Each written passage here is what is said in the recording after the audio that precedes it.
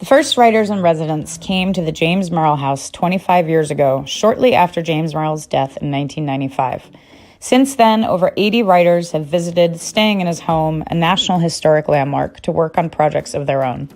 Thanks to Merrill's generosity, the house now belongs to the Stonington Village Improvement Association and is an ongoing inspiration for writers and poets from around the world.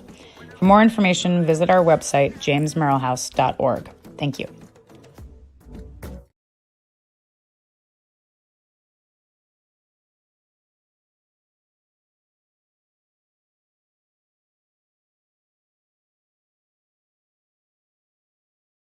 So, hi. Okay. Yeah.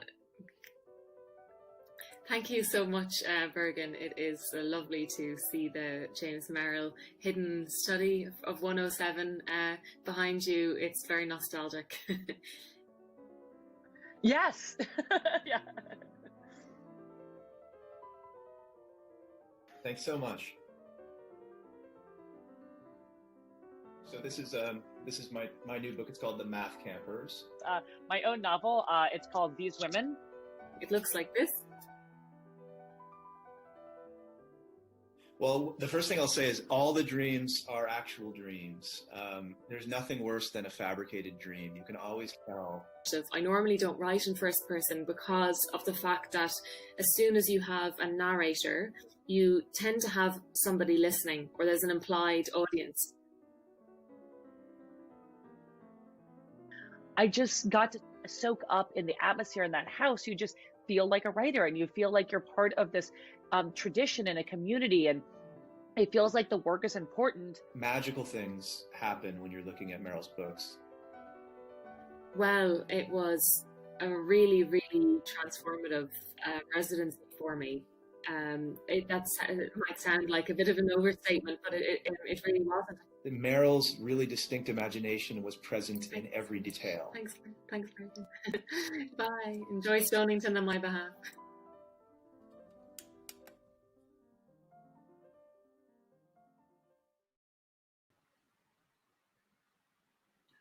Good afternoon. I'm Willard Spiegelman, a member of the James Merrill House Committee. I'm speaking to you from the top floor of 107 Water Street, James Merrill's house. Beneath me, on the next level, is Armen Davoudian, our current James Merrill Fellow. It's hard to imagine on this very calm, warm, humid summer afternoon that in a matter of hours, Hurricane Henri is going to hit our little village. We don't know what that will bring, but check back. Here in the calm before the storm, I hope that the next hour will give you some kind of pleasure and enlightenment. Many of you out there in the audience have seen these programs before, and you know that you have the option of participating in questions and answers through private chat or comments, and I will supervise these after Armen does his reading. Some of the Merrill Fellows we've had over the past 25 years have been established writers, and some are just now getting started and will become the established writers of the future. They are the generations of greatness to come, and this is the group in which Armen Davoudian finds himself. Armen arrived in the States only 15 years ago with his parents and one brother. They emigrated from Isfahan, a Persian city, which was very much loved by James Merrill, who is, not by coincidence, one of the presiding deities in Armen's own poetry. The family fetched up in Glendale, California, which is home to a thriving Armenian community. And Armen, with his native Armenian, Farsi, his fluent English, and then his good German that he picked up later, was a polyglot right from the get-go, something James Merrill would have very much admired, I think. He was educated at the University of California at Berkeley, and then he entered a PhD program in English at Stanford. He stopped that, or he interrupted his studies there for a couple of years to go to Johns Hopkins to get a master's degree in creative writing from the writing program there. And now he is returning to Stanford to finish his doctorate. His subject for his dissertation is metanoia. Metanoia is about changing one's mind. And in his case, it's about how poets change their minds.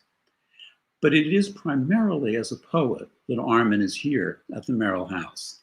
Swan Song, his wonderful chapbook, with a famous picture on the cover by Arshil Gorky, the great tragic Armenian-American painter, won the 2020 Frost Place chapbook competition. It's a stunning achievement. And it is also, interestingly, something Merrill would have, I think, appreciated. It also has a wonderful, perfect, symmetrical organization, almost a mirror kind of book. It has two sections, each one of which is comprised of 8 poems, and each of them is on either side of the title poem, Swan Song, which is a translation of a Farsi poem called Death of the Swan by Mehdi Hamidi Shirazi, a Persian poet who lived from 1914 to 1986. He was born in Shiraz and died in Tehran. I would like to get Armen to say that poem for us at some point, both in his translation and in the original Farsi. That poem is written in ghazals, a wonderful Persian form, an Arabic form. And the book has ghazals, sonnets, wonderful experiments, all in conventional forms. These poems of Davoudian's are sensuous and reflective. They are family poems, and they are love poems, and they are poems about finding oneself in new conditions, in new settings. They are poems about rooms, which are written in stanzas, which, when you think of it, are poetic rooms, and they expose both the familiarity and the strangeness of life in close quarters. A pair of sonnets, Black Garlic and Swan Boats, brackets the collection, which contains other forms as well, especially one poem in Persia's most famous form, famous in the West, that is, the Rubaiyat stanza of Omar Khayyam. One reviewer said of this chapbook, almost always laced with yearning, Swan Song's travels elicit something more complicated than nostalgia. Nostalgia is not a young man's emotion, it is an old person's emotion. The book pays homage to James Merrill's early poem, The Black Swan, and implicitly to Isfahan, which was Armen's hometown, and as I said, a town beloved and used by James Merrill in his poetry. But the book is also uniquely a testament to its author's gifts. A swan song is supposed to be a final cry, but this swan song is an opening, not a closing. These are poems of a young man, but they are by no means the work of a young or beginning poet, but by one who has already achieved a very impressive mastery of his craft. Armen, to you.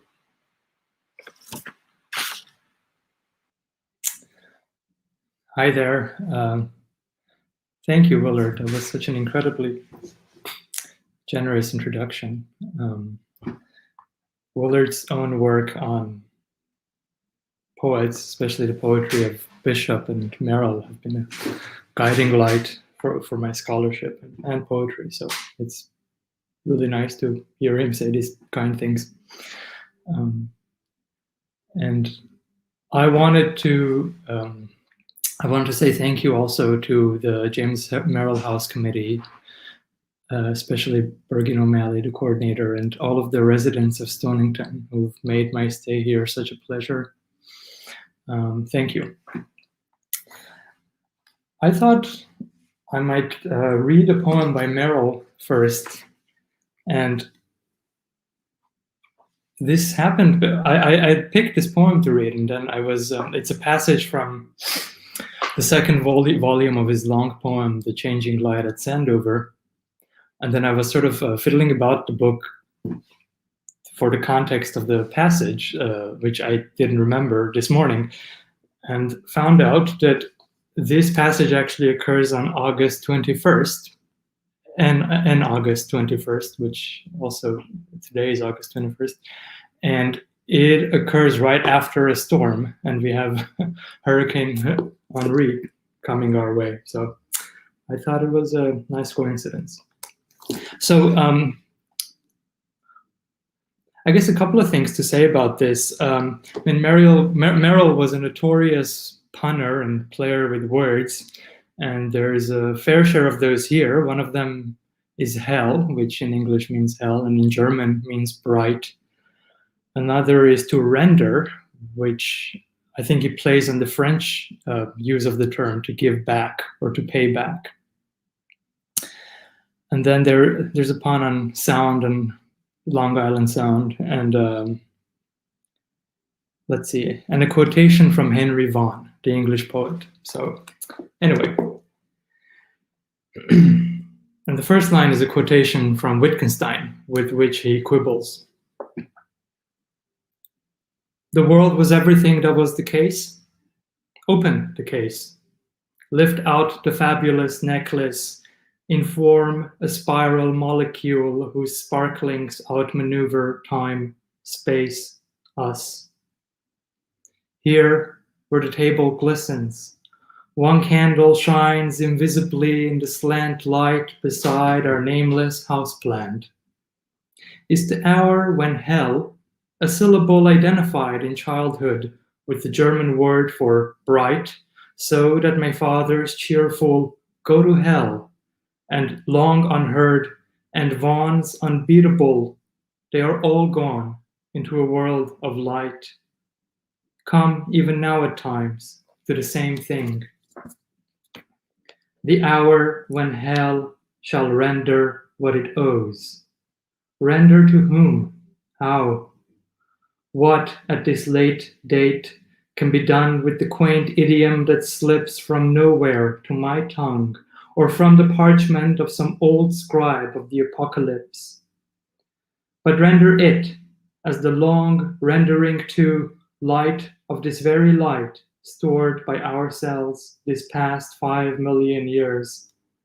This past 5 minutes, here by the window, taking in through panes still bleary from the hurricane a goal's ascending areole of decibels, as numberless four-pointed brilliancies upon the sound's mild silver grid come, go. The message hardly needs decoding, so sheer the text, so innocent and fleet these overlapping pandemonia. Bird life, leaf play, rock face, water glow, lending us their being, till the given moment comes to render what we owe.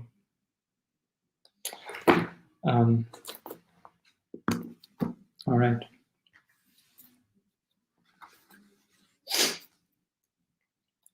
I'm going to read a couple of poems, maybe 3, from this chapbook, and then some new work.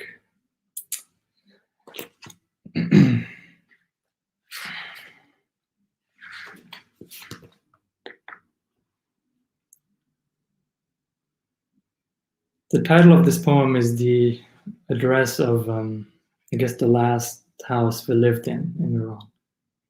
27 Marjan Street. The rooms shrink down with each new coat of paint. The house stays calm.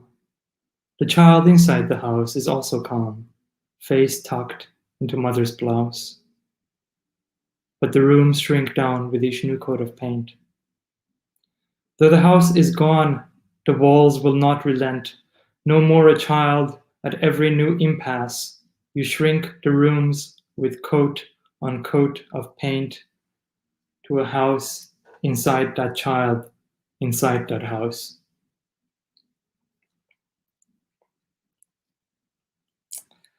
All right.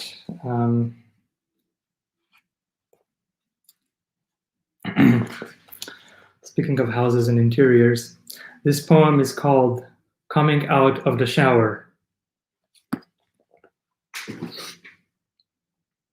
Coming out of the shower.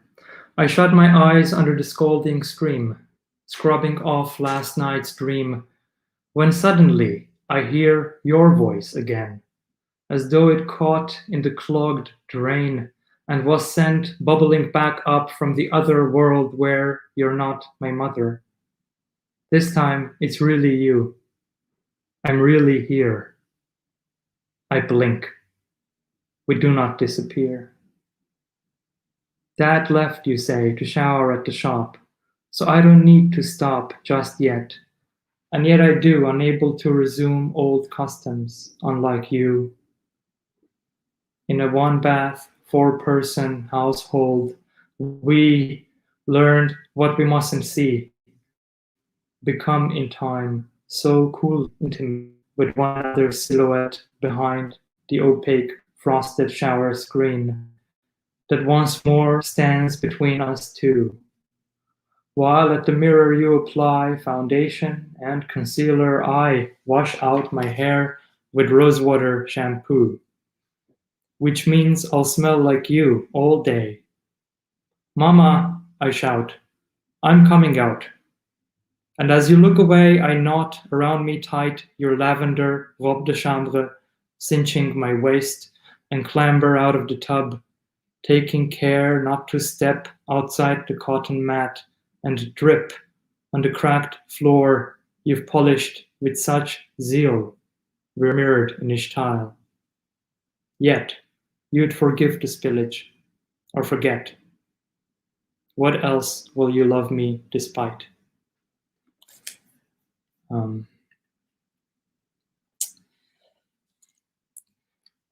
If you're there on the other side, Mom, hi.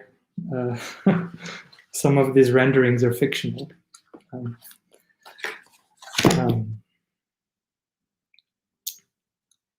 So a couple of years ago, I think one of the benefits of being a graduate in graduate school is you get to travel a bit over the summers.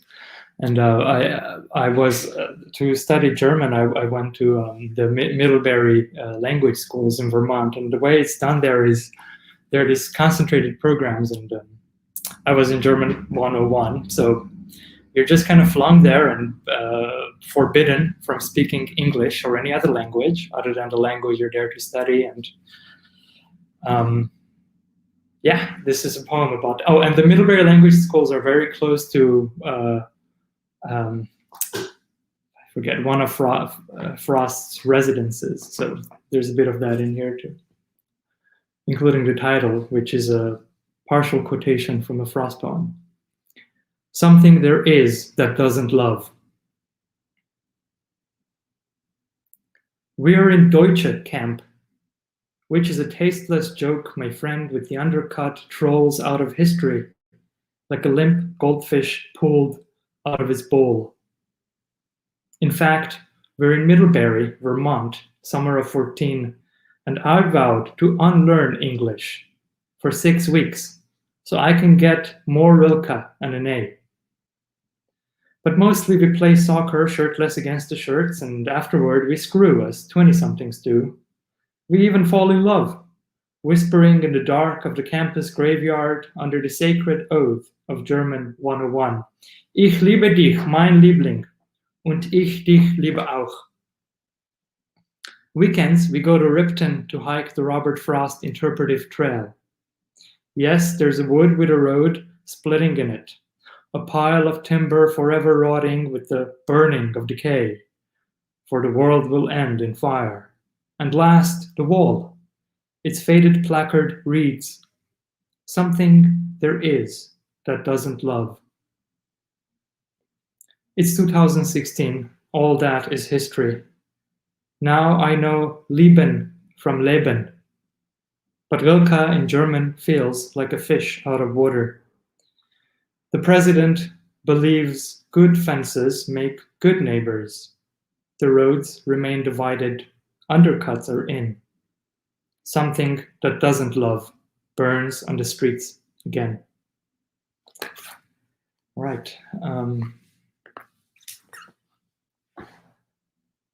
One of the things that's special, or has been special for me being here in Merrill's apartment, is just how much of it seems oddly familiar from so many of the objects here you encounter in his poetry before I guess you get a chance to encounter them in real life. And I mean, from the flame-colored paint in this room to his many mirrors. And this poem is about one of those mirrors.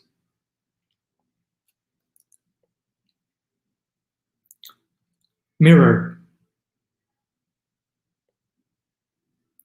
whose eyes are those that glisten. Listen, behind my darker eyes, cries. Whose silent lips that part, heart, like fish in that silvered lake, ache. Who writes across your page, age? Who hides behind your gloss, loss?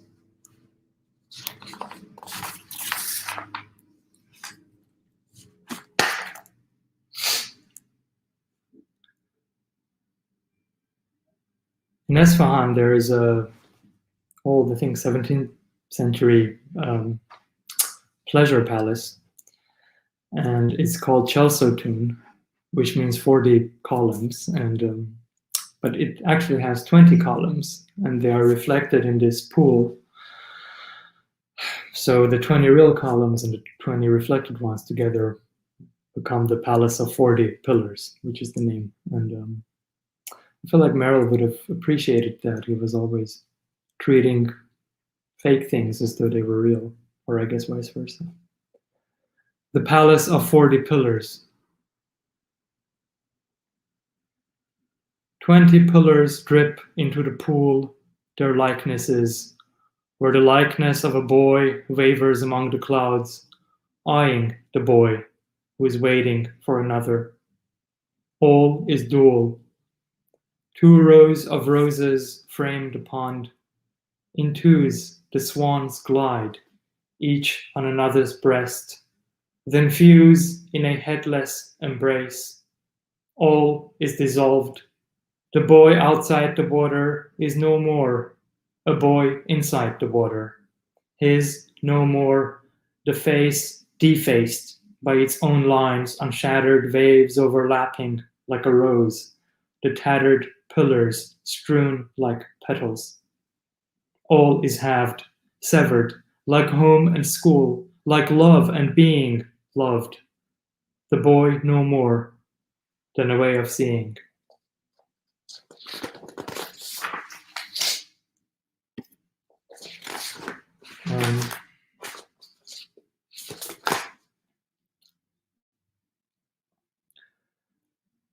There is a Iranian or Middle Eastern flatbread called lavash, and that's mentioned in this next poem. Wake up call. I can see my mother, apron over her nightgown, setting the table for breakfast. A stack of lavash steaming at the center, honey and milk skin, feta with fruit, chickpea and chicken mash dusted with cinnamon. I can see my father, already in his coveralls and cap, filling a cup to the brim with hot tap water and emptying it into another cup and emptying that cup into another until all 3 are warmed for tea. I can hear the kettle whistling and pull the covers tight around my head against the coming light. For any moment now, they will open the door and lift the covers and find that I'm not there. Right.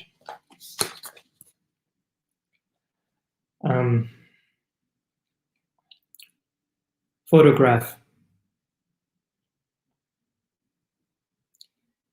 His face tanned almost to the faded tone of the adobe alcove father's father sits in his handsome 60s, chestnut gone now from his hair, and looking like he'd rather not look where he's looking. Set within the keyhole portico of a church front, is it? The sky blue double doors on lock, a summer day stretching outside the frame. Outside the frame, I missed the glass and clean away last summer's promise to return the coming summer. I'm always going back on going back. The years rack up new names, new cousins, and new headstones I can't visit, while undeclared wars smolder on slow burn. Right. See how we're doing on time. Maybe a bit of light verse.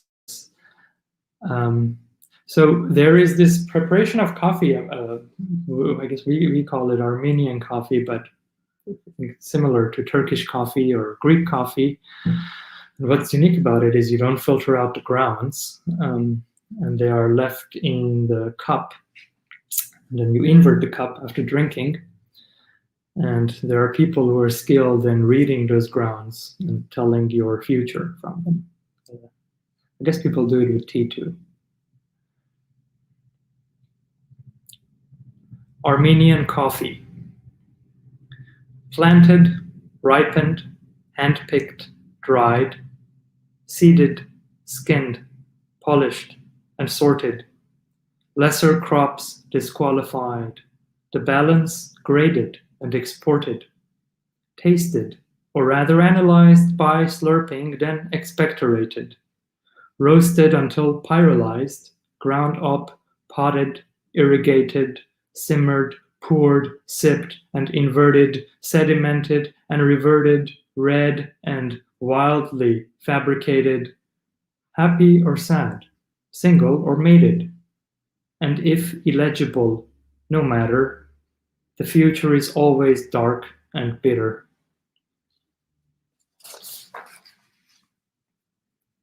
It's true. All right. Just, I think, 4 more, maybe 3. So, even though I grew up in Iran, we are ethnically Armenian, and I guess I learned Armenian first. And one of the benefits of that was that we could cheat during exams in Armenian, and a lot of our Persian teachers and classmates wouldn't know. And yeah, I mean, highly recommend having a secret language you can cheat in. Cheat sheet. In my all-boys school, they're all dumber than me. I sit in the back and read André Gide inside The Elements of Chemistry. I draw a naked girl with pointy breasts for my classmates, who fold her into a plane and fly it across the room. For the midterm, I make a cheat sheet in Armenian, which our Persian teachers cannot read. When the others leave, I stay with a friend to study. In the empty room, he unbuttons his uniform and then lies down. Leaning over his body, like Ali Baba over the thief's treasure, I copy out the answers on his chest with what I know even then is too much pleasure. All right. I hope everybody's holding up fine over there. It's kind of strange not seeing anyone, but okay.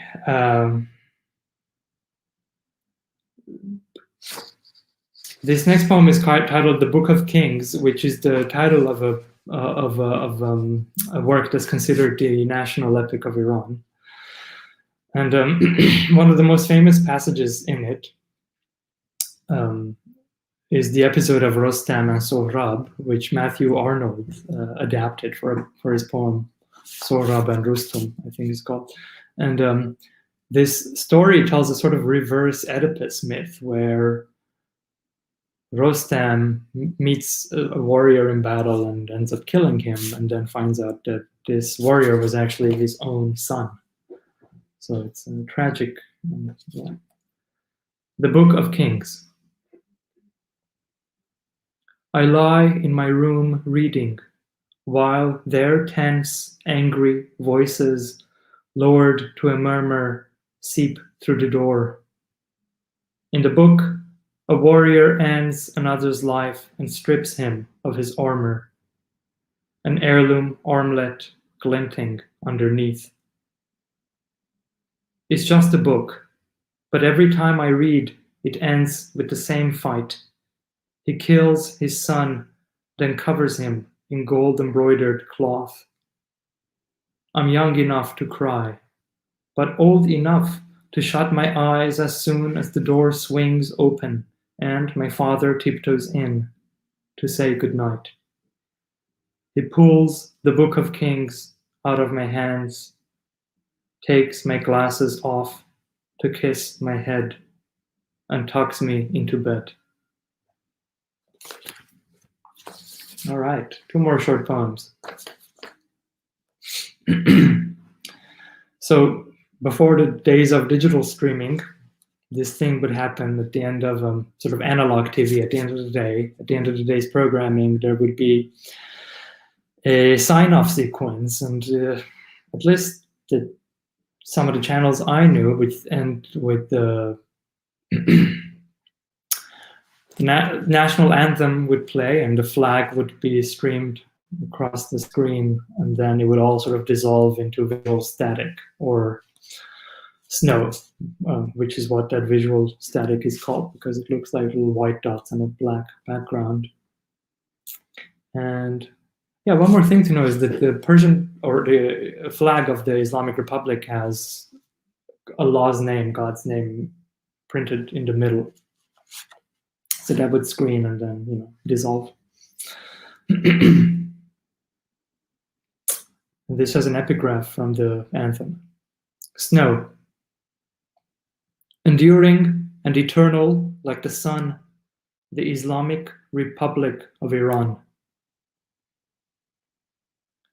Waking to the sound of rain above, hissing like static from a cloudy screen, I reached to turn it off, thinking that we had drifted off again, like ships at sea, until the channel that would always stream late-night reruns of censored melodramas, followed by a flag and anthem sign-off, crashed into the snow, jolting my dream-drenched body back into its pajamas, and then dissolved into a drop of ice when I turned off the set and shut my eyes, and had already sunk back into sleep before it, too, could melt into the gap at the black center where God's name had been.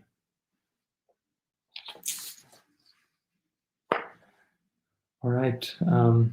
Before I read this last poem, one more thank you again to all of you for being here, and for everyone, including the ghost of James Merrill, who's made this experience possible. This poem recalls a medieval Persian romance called Layli and Majnun. And this is kind of a sort of a Romeo and Juliet-like tragic story of forbidden love, and where Majnun, whose name literally means possessed or insane, goes mad and wanders the desert, trying to find, seeking his beloved, whom he's forbidden from seeing. And I was recently, a wonderful translation of this came out recently by Dick Davis, and it's on facing pages. So the Persian is on one side and the English is on the other. And this poem is titled Facing Pages. Reading a parallel text tragedy, Persian and English on opposite sides, like lovers whom an ancient grudge divides. I think of gentle Mr. Javadi, copying the cloudy verses out in white as I followed with blue meanings where he led, and we alternated trying to keep straight. Until the board looked like the striped bedspread I sweated my pent-up love out on each night, then lay there with my hands unwashed and read the story of Majnun's forbidden love, who once more roams the desert in search of the sweet beloved he will never reach. When I close the book, two tongues touch. Thanks. And I think Willard is going to pop back up onto the screen now and take it over. Willard, you're muted. Oh, wait. Now you're unmuted. I'm unmuted. Yes. I said thank you very much. That was a terrific reading. I don't see, maybe this is technology, maybe it's not. I don't see any questions from the audience. Do you see any there? Because I certainly have some. I see these some. I think on the top where it says private chat, you have to click next to it on comments. Ah. Okay. Oh, many things. Many things. Good. From our neighbor here, Stuart Vise, who says he's been reading along in the chapbook. As you read, I noticed that you've made changes from the published versions of your poems. Do you consider the poems finished? Or I suppose we could extend that. Is a poem ever finished, but merely abandoned, as Paul Valéry once said? Are you constantly changing it? Are you the new Walt Whitman? Oh, goodness. No, I don't think it has ever gone well for people who tried to be the new Walt Whitman. But I think, I mean, in this case in particular, because a chapbook is a kind of, I don't know, exists in a kind of purgatory between a draft and I guess like a sort of a book. And I know that some of these poems will end up in my sort of first full-length collection. I've been reading them and rereading them and revising them, but was it that? Yeah, I mean, I think I thought that they were finished when I put them in the chapbook. But then you read them and then sort of like just groaning and never looking at it again. You get over that stage and then there are improvements you can always make. Then Stuart's, the second part of his question, whether one makes changes for a particular audience, I feel like maybe one could. But if the aim is to be dead one day and then your poems to survive you, you can't keep. I guess you can't keep doing that in your afterlife. So, no, I don't think that the changes were made for an audience. I think sometimes when I do read the poems and know that, I guess my audience may not be familiar with some of the references to Iran or the culture there, I'll add explanatory notes. But then the hope is that when all of these come together in a collection, the poems surround, like all of them together will sort of provide a self-contained context. The chapbook itself is quite a beautiful physical object. I wonder whether you or your editor chose the Gorky picture, an iconic picture, for the cover. There was a Gorky show some years ago at the Museum of Modern Art, and I think it was this picture, the mother and son, that was used for all of the posters and the publicity. Is this a picture, or is he a painter who was very dear to you? I mean, this I'd known about this, about painting, and then the photograph is based on, and Wall City Press, I mean, wonderful and made it like a kind of collaborative process. So I sent them some suggestions, and this included, and then this wonderful graphic designer added these sort of lines on top that look like sort of water. Poems, including some about showering that include water imagery. So it was sort of a collaborative decision. And then about Gorky's image, I thought, I'd read this, I've never seen it in person, but it's based on an original photograph that was taken of him and his mother sort of right before they left Armenia for US. And I think his father was dead at the time or would die soon. And the photograph is it's in black and white, but it's somehow busier. Like the mother is wearing this very patterned gown, and like here she looks like she's wearing some kind of shroud. And then I don't know, they're touching in the photograph, but in the picture they are not touching. That seems very deliberate. So it just seemed really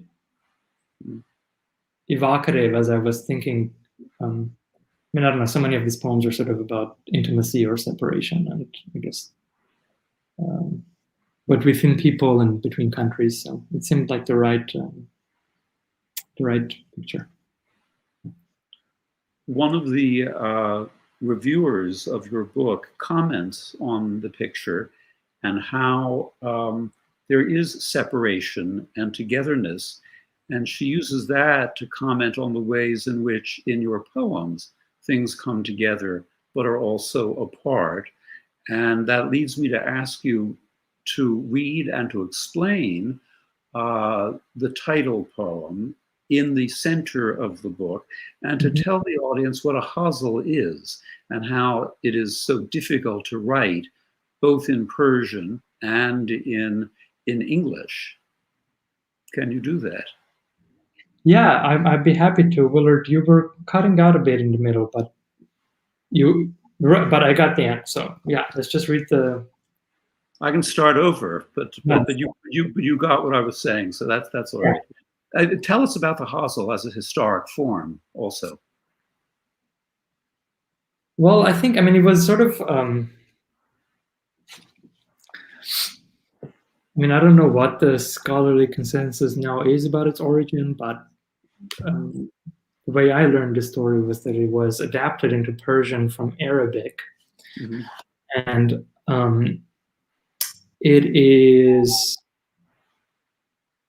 it was traditionally, or it has been traditionally, a poem in couplets with this sort of unique rhyme scheme where it has a refrain.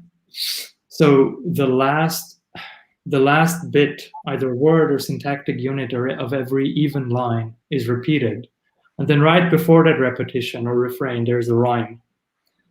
So if you're writing a 14-line hazel, you need 7 words that rhyme, a monorhyme, like they all rhyme together, which makes it sort of really difficult in English. I think it might be easier maybe in languages that have I don't know, like syntactic bits that sound alike, like noun endings or something. But yeah, and also traditionally it's sort of a love poem. Although in medieval Persian poetry, love is this sort of, I guess there's a whole convention of love as of erotic love as a kind of metaphor for divine love. Mm-hmm. So people take the inaccessibility of the beloved in the conventional inaccessibility of the beloved in the hazel to be some kind of symbol for how you can approach but never touch God. You can never fully know God. And so a lot of writers kind of, and then this play off of that, and then this hazel sort of, or ghazal, or hazel in English, sort of does that too, in that to fully achieve, to like you can only touch divinity when, I suppose, you die. This is sort of very Elizabethan in a way that to die is both the end of life and also the end of love, orgasm. So anyway, this poem plays off of that. And well, should I read the Persian first or the original or the English? I'll read the Persian first. And it's called Marg Ru in Persian, which means the death of the swan.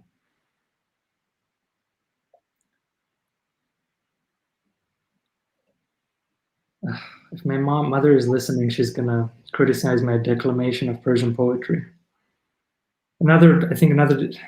This is becoming a long preface, but another interesting difference I find is that poetry in Persian is read in a kind of very ritualized and oracular almost fashion, sort of like Yeats reading his works. And so anyway. شنیدم که چون روی زیبا بمیرد فریبنده زاد و فریبا بمیرد شب مرگ تنها نشیند به موجی رود گوشه دور و تنها بمیرد در آن گوشه چندان غزل خواند آن شب که خود در میان غزلها بمیرد گروهی برانند که این مرغ شیدا کجا عاشقی کرد آنجا بمیرد شب مرگ از بیم آنجا شتابد که از مرگ غافل شود تا بمیرد من این نکته گیرم که باور نکردم ندیدم که گویی به صحرا بمیرد چو روزی ز آغوش دریا برآمد شبی هم در آغوش دریا بمیرد تو دریای من بودی آغوش واکن که میخواهد این گوی زیبا بمیرد. So I guess you might have picked it up. Bemirad, or to die, is the refrain, and then a is the rhyme. So fariba, tanha, ziba, anja, and I translated it as swan song. They say when the time comes for a swan to die, it goes where other swans have gone to die. They say as the last night begins to fall, it trails behind the setting sun to die. And it sings ghazals as though it wished between the pages of its own divan to die. Divan is book in Persian. They say a swan loves only once and will return to where its love was won to die, making its deathbed where it first made love. It can forget it has withdrawn to die. Are these tales true? In the desert where I live, no swan has come, not a single one, to die. But then they say that swans return to water in whose embrace life was begun to die.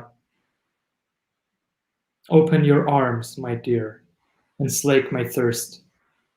The time has come for one more swan to die. Armen, I don't know your mother, but I know a lot of mothers, and I can't imagine that your mother would be anything other than absolutely delighted with your reading now. I hope that's true. Yes, but she can't tell that to me. It's personal. No, but we know. We know. Yeah. Our neighbor Laura Matthews asks the question about whether living in the Merrill apartment, you have found yourself drawn to any of the books in Merrill's library. And if so, which ones? Oh my goodness, so many. I mean, it's kind of funny because I applied and came here to work on my poetry, but I'm also writing a dissertation on Merrill and another poet he knew, one of his friends, Elizabeth Bishop. Then I came here, and I didn't bring any of my books. And I sort of entered his study behind his bookshelf and turned to the left, and all of the books for my dissertation were on the shelves. It was just kind of, he had all of her works, all of the scholarship that was published about her when he, I guess, while they were both alive, up to 1995, I suppose, when he died.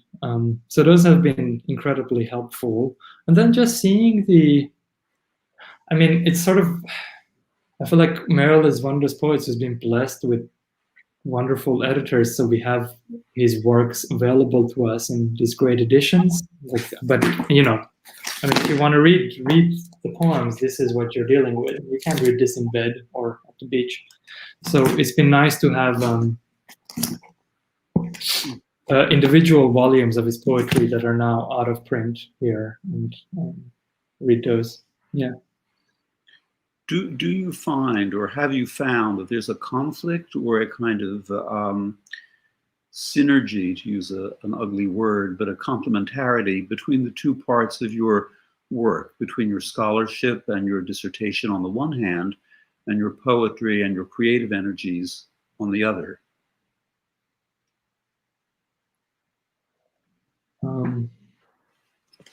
I think I think both. Sometimes they illuminate each other in unexpected ways, but also I think they are both a claim on your time. And then aside from that, I find sometimes the distance and objectivity that scholarship requires is not the most helpful for writing your own poetry. And then also, I don't know, you're constantly in swimming, if not drowning, in all of this just amazing poetry. Like I'm writing on Merrill and Bishop, and I think sometimes that can be intimidating. But then,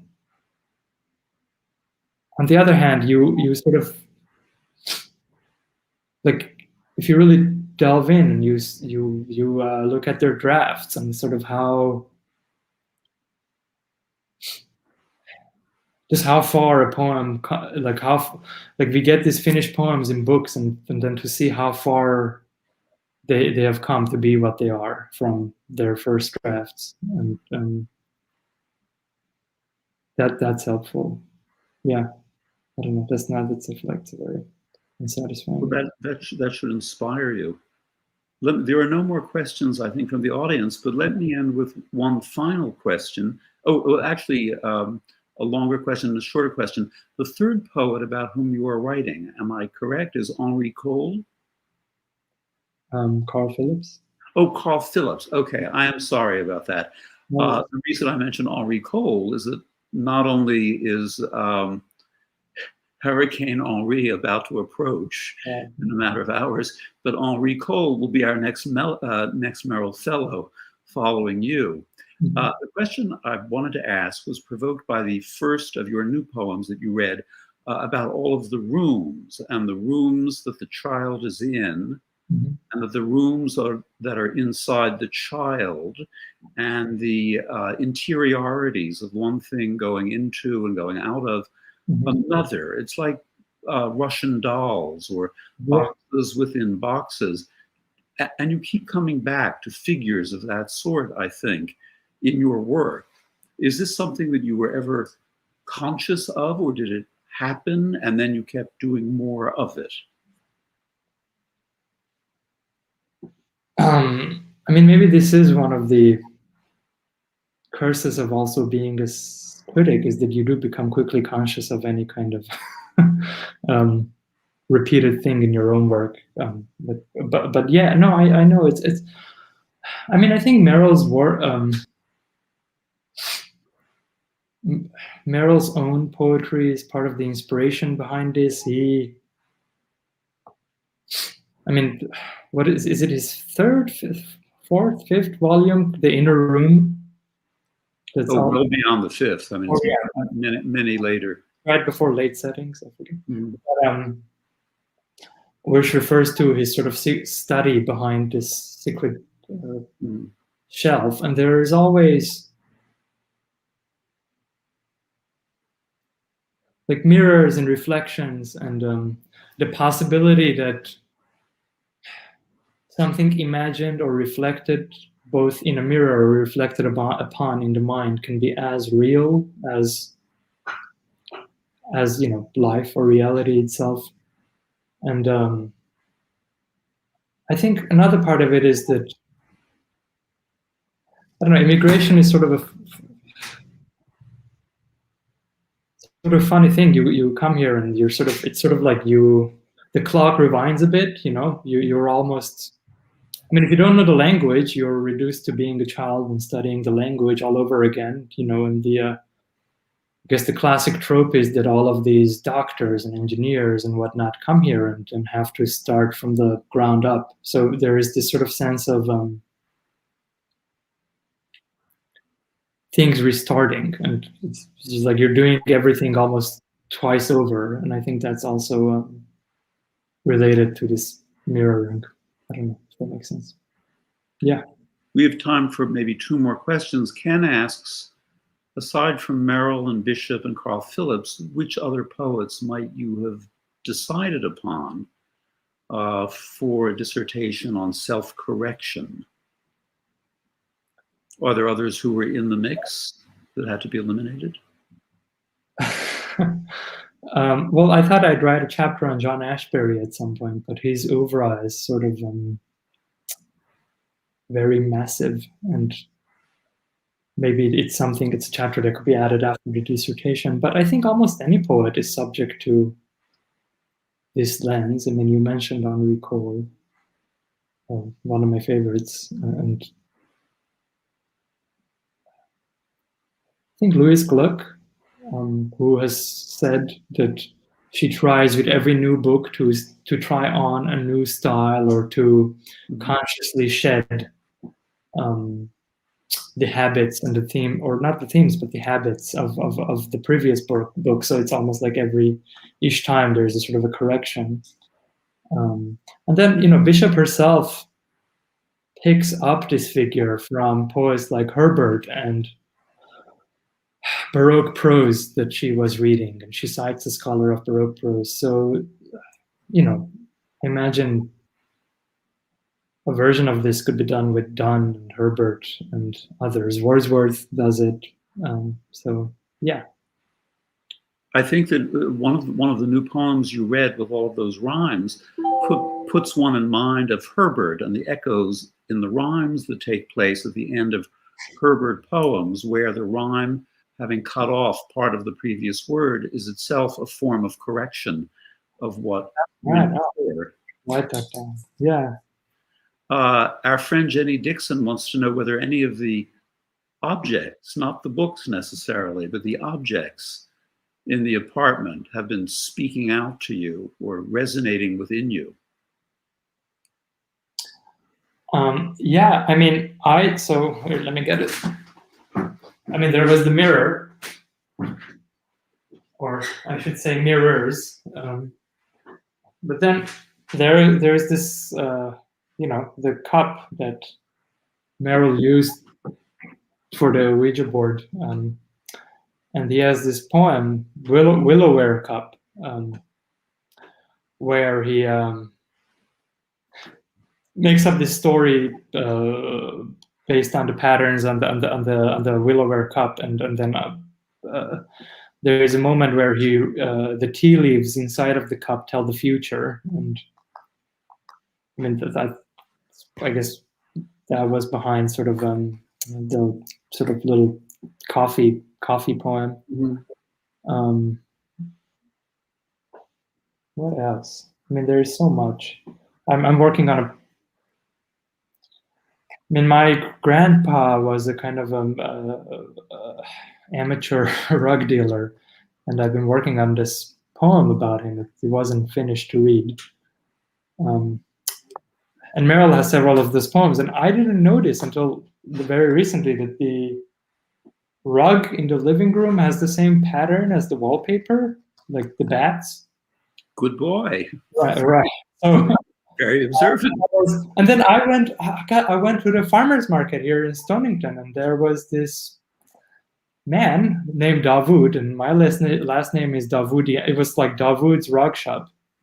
And I went up, and he was an Iranian rug merchant. And we talked. So, all of these things sort of are converging, and I think Merrill would have probably he would have probably seen it as necessary, but it seems like random and haphazard to me. Let me express my gratitude on behalf of everyone in the audience and everyone who will be zooming into this later via our YouTube channel or the Facebook page. And I urge everyone to come back in a month, unless the town has been blown away from the hurricane, to hear the other Henri Cole, in his presentation, and to check us out at the jamesmerrillhouse.org.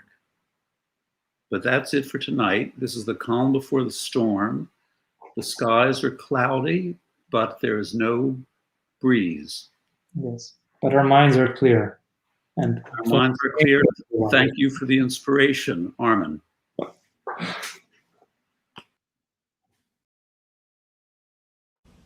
The first writers in residence came to the James Merrill House 25 years ago, shortly after James Merrill's death in 1995.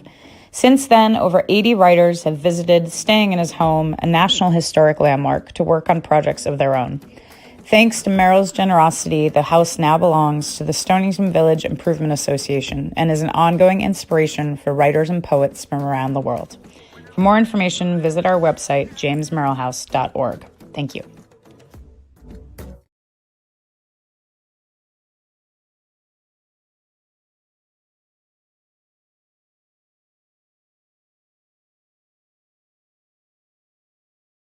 So, hi. Okay. Yeah.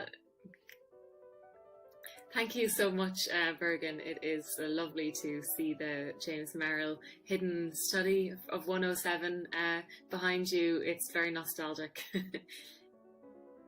Yes. Yeah. Thanks so much. So this is my new book. It's called The Math Campers. My own novel. It's called These Women. It looks like this. Well, the first thing I'll say is all the dreams are actual dreams. There's nothing worse than a fabricated dream. You can always tell. I normally don't write in first person because of the fact that as soon as you have a narrator, you tend to have somebody listening, or there's an implied audience. I just got to soak up in the atmosphere in that house. You just feel like a writer, and you feel like you're part of this tradition in a community, and it feels like the work is important. Magical things happen when you're looking at Merrill's books. Well, it was a really, really transformative residency for me. It might sound like a bit of an overstatement, but it really wasn't. Merrill's really distinct imagination was present in every detail. Thanks, Bye. Enjoy Stonington on my behalf.